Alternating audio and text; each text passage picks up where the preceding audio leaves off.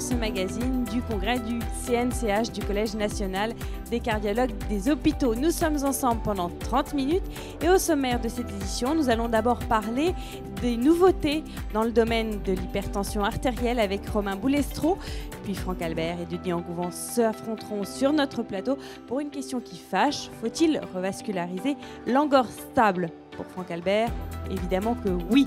Denis Engouvent, non, et il nous expliquera pourquoi. Et puis, nous parlerons de la nouvelle maquette des internes en cardiologie. À qui s'adresse-t-elle? À partir de quand est-elle applicable? Vous saurez tout.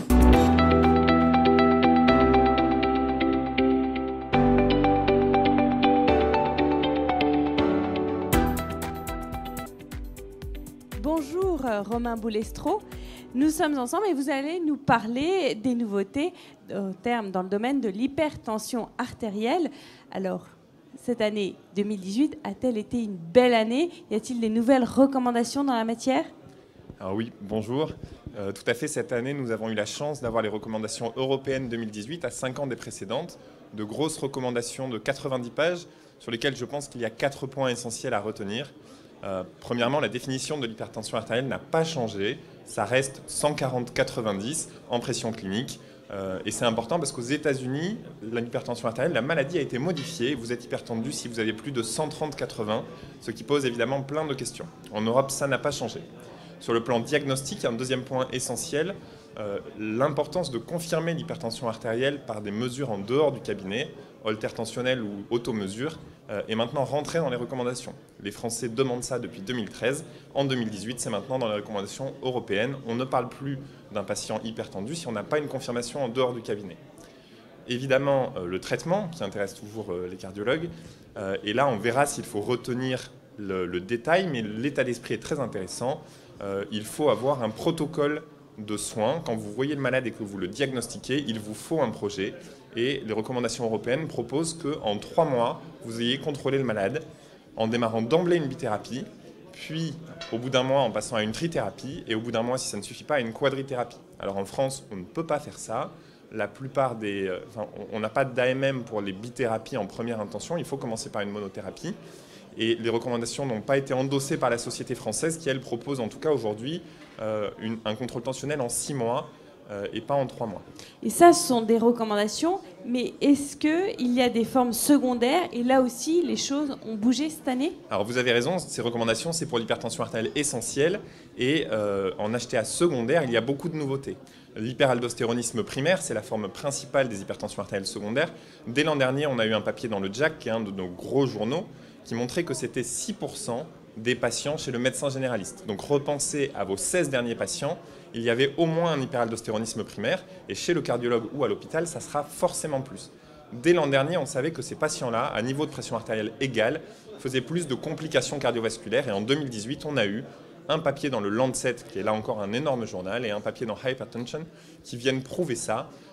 Même si vous contrôlez la pression du malade mais que vous n'avez pas fait le diagnostic, le patient reste en danger et donc il faut faire ces diagnostics.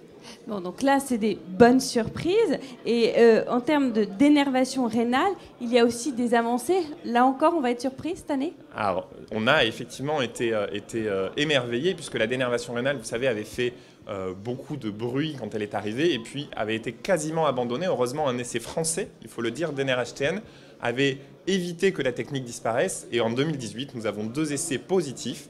Un avec la dénervation par ultrason chez le patient peu hypertendu et un avec la dénervation par radiofréquence de Medtronic chez le patient hypertendu résistant. Les 2 sont positifs et montrent que chez le patient nouvellement diagnostiqué, on pourrait maîtriser sans traitement la pression artérielle de 25% des patients grâce à cette technique. Il y a encore beaucoup à faire pour trouver sa place exacte, mais c'est forcément enthousiasmant. Une belle avancée. Est-ce que vous connaissez une autre avancée qui est le Tip Tricks Academy?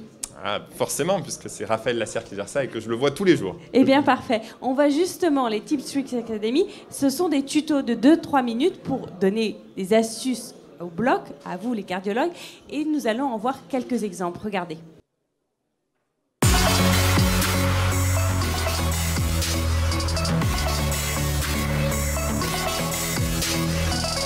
Vous êtes interne, chef de clinique, jeune praticien et pratiquez la cardiologie interventionnelle ou la rythmologie interventionnelle.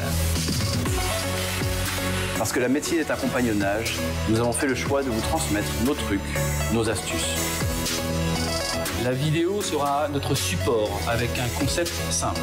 Une vidéo, un message. Cette vidéothèque viendra compléter votre formation théorique et pratique. Vous pourrez la consulter librement sur votre smartphone ou votre ordinateur.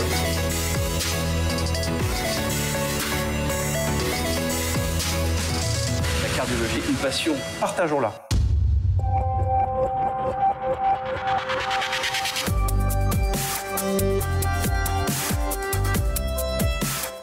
L'étude Courage avait mis un pavé dans la mare des cardiologues interventionnels en 2007.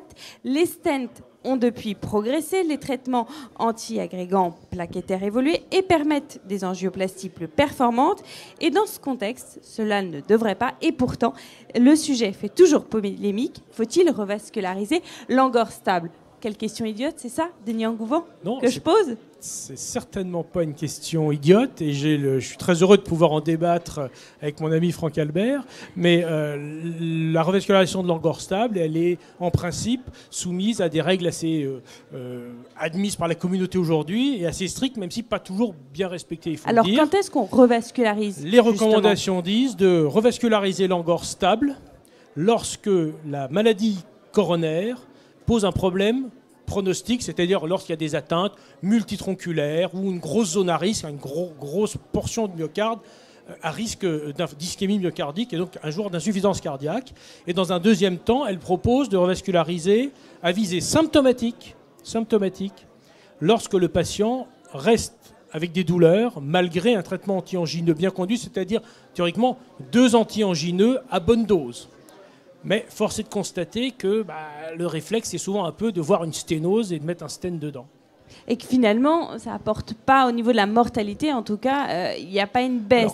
Alors comment vous, Franck Albert, vous justifiez le fait de vouloir revasculariser l'angor stable? Moi, je suis d'abord cardiologue interventionnel, donc c'est vrai que j'ai parfois envie de revasculariser les patients.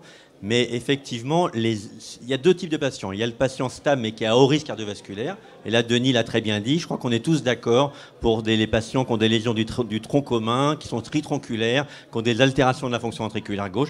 Il y a même des études très anciennes où tu étais jeune, peut-être l'étude CAS, l'étude ACIP 97 en circulation, qui montrait qu'il y avait un intérêt même sur la mortalité pour ces patients à très haut risque. En revanche, et là je suis d'accord avec Denis, pour les patients qui sont stables à bas risque, on n'a aucune étude actuellement sur les critères durs, notamment la mortalité ou l'infarctus. C'est l'exemple de Courage. Mais Courage, c'était une population quand même un peu particulière, puisque de mémoire, il n'y a que 6% des patients dans Courage qui ont été finalement réservés pour l'étude. Sur l'ensemble des patients screenés initialement, c'était des stents nus. Et globalement, un tiers des patients qui étaient inclus initialement dans Courage sur le traitement médical ont fini par être dilatés parce qu'ils étaient symptomatiques. Donc globalement, on dilate ces patients pour soulager les symptômes et améliorer la qualité de vie. Oui, mais il reste quand même que, bien que vous fassiez cette revascularisation, ils ont quand même toujours des traitements, etc. Vous améliorez leur qualité de vie, mais peut-être pas le taux de mortalité. Alors, on n'améliore pas la mortalité ou le risque d'infarctus, qui sont des critères durs, mais on soulage énormément les patients. C'est-à-dire que c'est des patients qui ont des douleurs, qui ont parfois une triple thérapie anti-angineuse avec des bêta-bloquants, des dérivés nitrés. En termes de qualité de vie, toutes les études même de Courage sur la qualité de vie montrent qu'on améliore la qualité de vie chez ces patients en diminuant leurs symptômes. Par exemple, quand on fait une prothèse de hanche pour un patient, on ne diminue pas sa mortalité, mais on lui améliore quand même son confort et sa qualité de vie. Alors c'est là qu'intervient l'étude Orbita.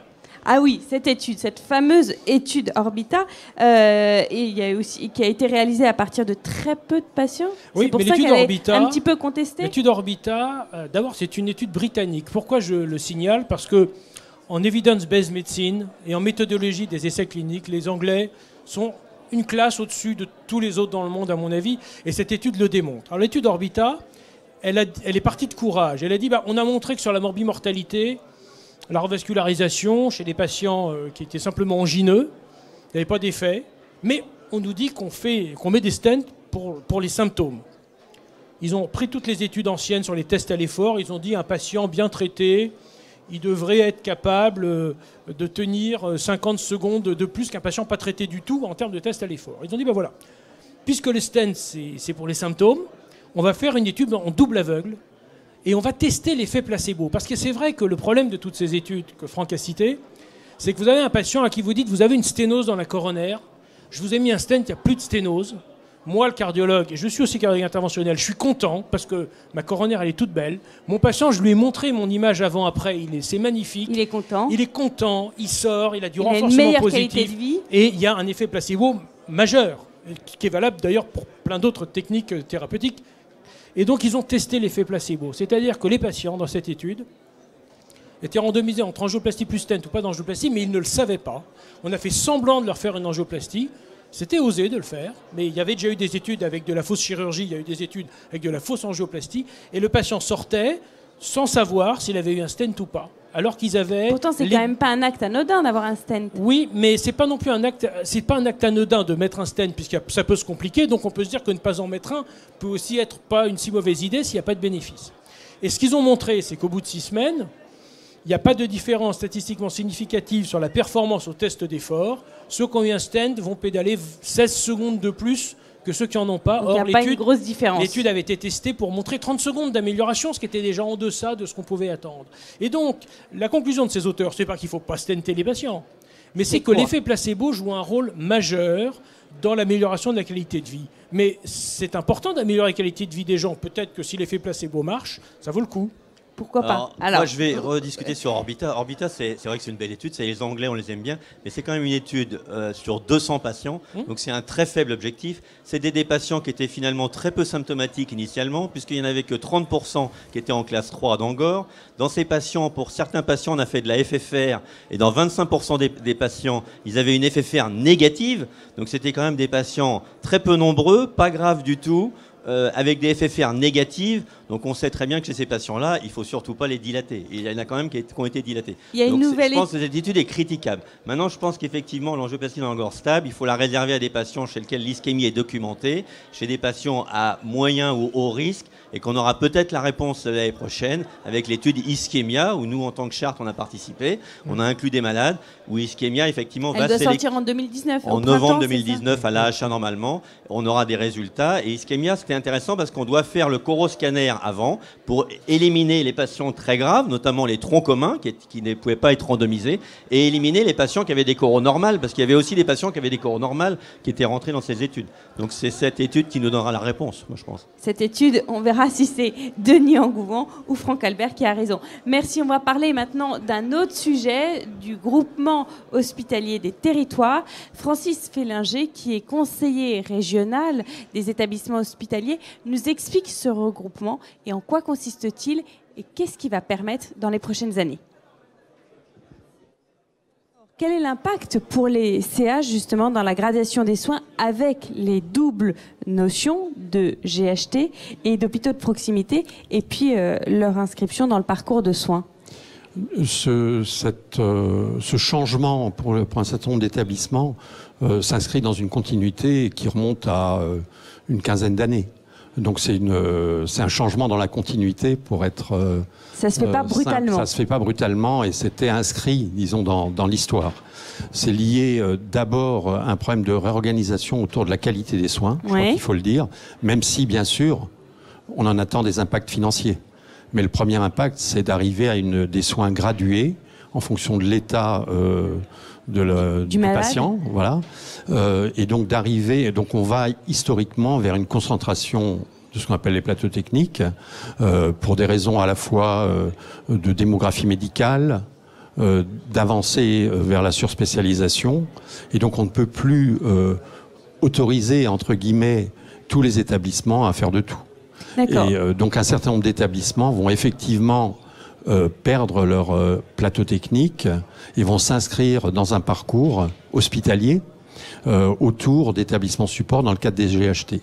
Et la cardiologie, est-ce qu'elle est concernée justement par la cardiologie est concernée comme les autres disciplines, mais peut-être plus que d'autres du fait d'une certaine antériorité de la communauté cardiologique, d'une certaine maturité de la communauté cardiologique, je dirais, puisque depuis très longtemps, la Société française de cardiologie a émis des recommandations, la Société européenne également, et que l'insuffisance cardiaque et la maladie coronaire stable sont des maladies chroniques qui se prêtent bien au parcours et dans lequel on va pouvoir améliorer les prises en charge grâce au parcours. Et quelle place pour les usagers et comment anticiper le nouveau rapport avec le patient? Est-ce que du coup il va y avoir une meilleure qualité de soins? Je crois que probablement qu'il faut anticiper et que peut-être que les centres hospitaliers l'ont pas encore tout à fait ou tous compris, une nouvelle place des usagers dans le système. Parce que à l'ère de la connexion, à l'ère d'Internet, à l'ère du tweet, les usagers vont devenir des patients experts pour un certain nombre. C'est-à-dire que sur leur pathologie chronique qui les accompagne toute leur vie, ils vont être extrêmement informés. Peut-être mieux qu'un certain nombre de médecins. Donc je pense que on a tout intérêt à profiter de cette expérience. C'est quand même le but, c'est quand même de soigner les gens. Oui. Le but, c'est la qualité des soins. Pour améliorer la qualité des soins. Et je pense que un patient proactif qui sait pourquoi il se soigne et qui est participant, c'est mieux. C'est bien mieux. Et d'ailleurs, on l'a vu avec l'introduction de ce qu'on appelle le patient traceur dans les processus de certification de la Haute Autorité de Santé. Moi, j'ai assisté à quelques patients traceurs. Donc, on prend le patient de l'entrée jusqu'à la sortie de l'hôpital et on suit exactement son parcours et on se rend bien compte des failles, des défauts du système, des dysfonctionnements qu'on peut corriger. Et je pense que tout le monde est gagnant. Et qu'on travaille dans une meilleure patient et médecin et personnel soignant, parce qu'on travaille dans une ambiance apaisée et et qu'on a l'impression vraiment d'être coacteur et d'apporter un vrai service, ce qui est quand même la fonction première d'un médecin.